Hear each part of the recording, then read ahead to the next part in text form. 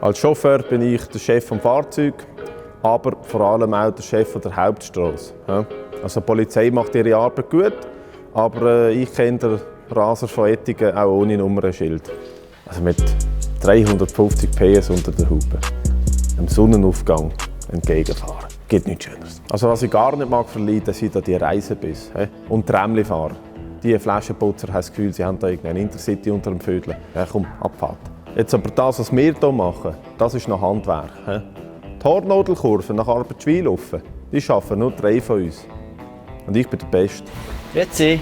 Grüezi. Bin ich da im richtigen Bus? Solothurn? Ui, nein. Also, ich zeige euch etwas Besseres. Steigt rein, fahrt eine mit, Dorf raus, Gasthof Trauben, holt euch ein Cordon Bleu. Das ist ein Erlebnis. Nicht der Vita-Parkour oder was immer ihr da vorhabt.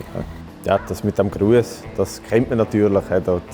Man grüßt sich. Ich mache das relativ unauffällig. So. Ich grüße grundsätzlich jedes Postauto, jeden BLT-Bus und alles ab 40 Tonnen. Das heisst, wenn ich sie sehe, auch um Ronny seine Frau.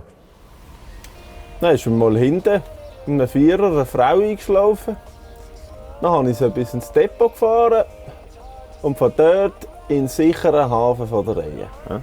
Immer da, wenn sie im Radio Basilisk Wunschkonzert haben, dann fahre ich an die Endstation, die Leute dort an und wünsche mir Bruce Springsteen für sie. Das hätte sie gerne.